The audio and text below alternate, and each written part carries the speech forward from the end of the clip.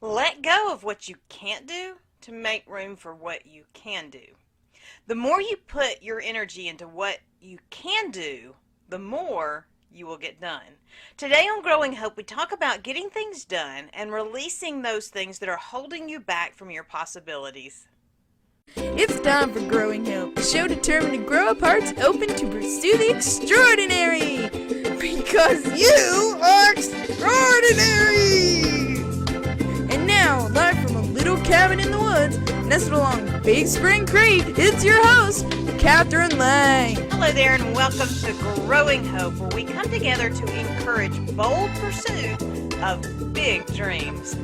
I am Kathryn Lang. I'm your Dream Igniter and your Focus Coach. I encourage you to tap into your possibilities by focusing on getting it done one little bit at a time.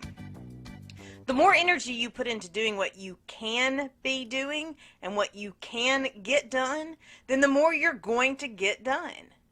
The moment you shift your focus to the I can'ts is that same moment you won't. After my mom passed away, I had 2 houses worth of stuff to sort through. And every time I looked at all of the boxes and I remembered the storage space still yet to be sorted, I just told myself it couldn't be done. There's just no way I can get all this done. But one day, I decided that I could get one box done. I can do this one thing. I assured myself I could. And I did. And the next day I went through one more box. Before long, I had done in a few months, what I was certain couldn't be done ever. Now, nothing changed except my focus. Once I focused on what I could do instead of what I couldn't do, I was able to do what I needed to get done. When you allow the stuff to tell you that you can't, then you won't. When you are allowed to hold on to the past moments, then they will keep you from moving forward into your possibilities. If you allow what you haven't done to dictate what you can do, then you hinder your purpose pursuit. But once you shift your focus and begin letting go of the I can'ts or I didn'ts, then the impossibility mindset will start to evaporate, and you'll open your life to investing that energy into making your big dreams come to life. You have to let go of where you are and who you are and who you were if you're going to become all that you're designed to be. Let go of what you can't do to make room for investing in what you can do. You have to move forward into purpose if you're going to fulfill your place in purpose. It takes action. With all that you've been through and with all that the world has thrown at you and on you, it can be easy to get caught in the nets of the past. Things you did or didn't do, or the things that you were, the words that were said by you or said to you, or the stuff that's all around you, all of these can work against you and hold you back or hold you into the place where you are right now. You have to learn how to pinpoint those things that are holding you down or that are holding you back so that you can move on, you can let it go and get going again. You have to choose to release your holdouts so that you're positioned to launch into your possibilities. First, are you afraid? Because nothing holds you back faster than fear. Several years ago, and you probably heard me talk about this, I went out into the garden to work and I planted my pitchfork in the middle of a yellow jacket bed. For the record, they were not pleased, and they let me know it. And so to this day, when something buzzes, I freeze. I physically lock up. The fear of that encounter many years ago, now, still, I allow it to keep me from doing what I know to do in this present day.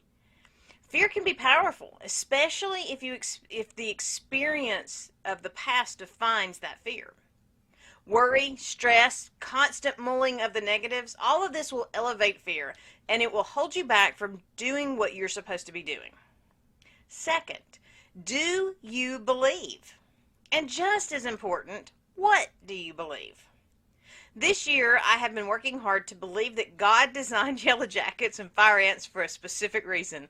And I know He doesn't do anything by accident, but it's just sometimes hard to believe. But I'm working on it. If I make the choice to know there is a purpose and I respect their design, then we can find a way to live in harmony, just maybe not in the same yard, but harmony nonetheless. When you make the intentional choice to invest in believing something, then you give it power to help direct your actions and ultimately direct your life. Be honest about what you believe and be intentional about shifting the belief to the good, the positive, and the uplifting if you want to grow up possibilities. Third, where is your reliance?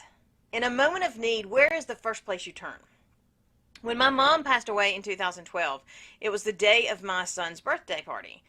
I had access to social media. I was on social media, but instead of doing anything on social media, I called two friends directly. I told them what happened. I asked them for specific things that I needed. Now today, I see people default to their social media when something happens. They default to that social media circle to help. But that means trusting in the social media platform. You have to trust that platform is going to inform all of your circle about what's going on. But if you reach directly out to the people, there's more reliability there. When it comes to trusting your walk, God will always be more reliable than people.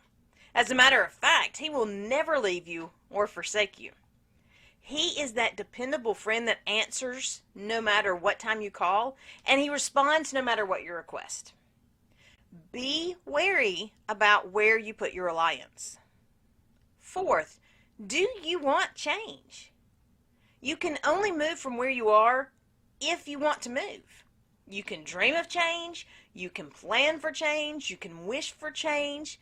Until you determine you want change so much that you take action for the change, then you're not going to change. Now, trying to get through all of my mom's stuff, it was rough. It was rough even going to the place to start going through it. It was exhausting.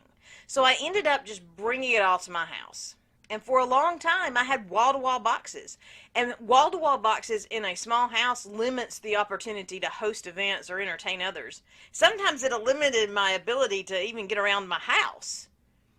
It stayed that way until one day I determined to get through that first box.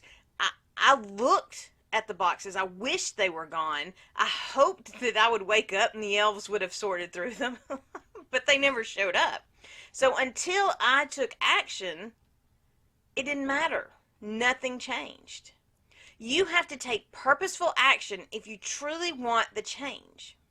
And finally, do you demand your way? You like things done the way you like things done.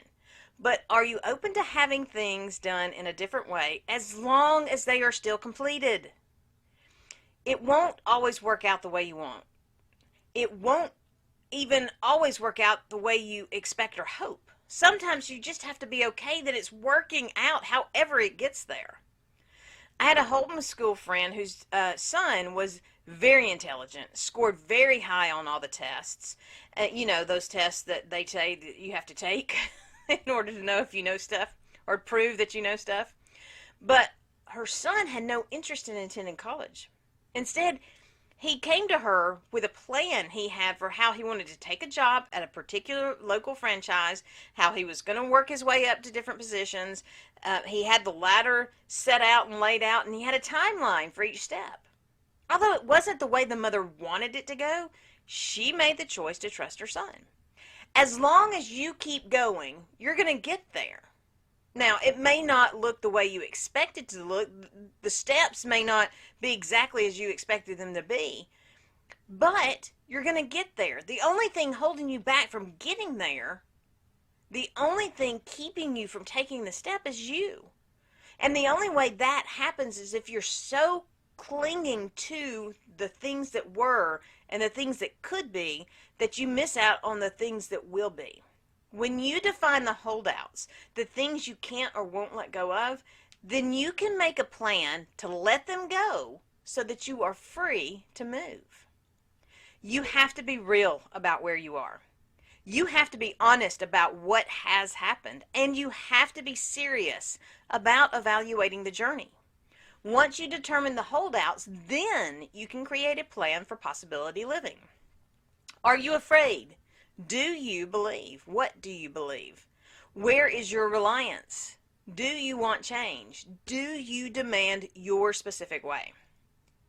It is up to you to make it happen, and you need to know what it is, and you also have to know what is in the way in order to get going to where you need to go.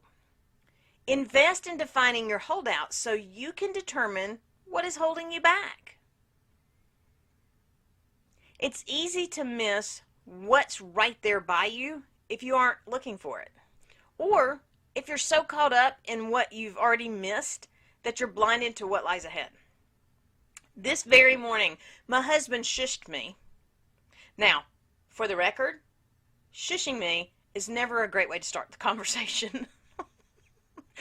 Come here, he said. He held up his hand to his mouth, like this, and it was my second shushing of the morning.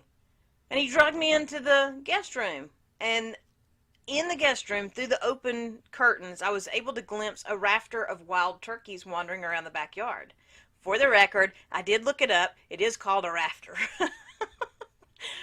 I almost saw it from where I had been sitting before he shushed me, but I had to be open to allowing for a change, a shift, in order to get to see what I got to see. And I had to be okay with being shushed by my husband, twice, no less. So today's challenge is all about letting go of what you can't do so that you make room for what you can do. 1, learn from your past. 2, look beyond your present. 3, choose the future. Yes, it is that simple. But it's only simple because it's your choice. Thank you so much for joining me for today's Growing Hope. You encourage me when you make the choice to invest in this show. Encouragement makes it easier to take the next step. So how can I encourage you in all that you want to do? Connect with me over at the Growing Hope Radio Facebook group, or contact me to work specifically with you for the goals and the focus that you want to achieve. You can find me at coachforfocus.com. You have it in you right now to live your big dreams, but you also have it in you to hold you back from that possibility. What will you choose? I am Kathryn Lang, your Rainbows and Lollipops host, because every day holds a promise of more, and every action contains the power of possibility. It's not about what the world says or even what the world shows. The strength of hope and encouragement will and does push through the limits and the walls of the world. My prayer is and always will be that the words I share are helping establish foundations of hope that will shatter the delusions of the world around us. Until next time, remember, be blessed and be a blessing. Thank you for joining us for Growing Hope with Kathryn Lang, where we're sharing hope, encouragement, and inspiration to do more. Visit www.kathrynlang.com to invite Kathryn to be part of your event or to share your own stories of possibility living. Until next time, remember that a seed of hope planted and nurtured will grow up into a world of possibilities.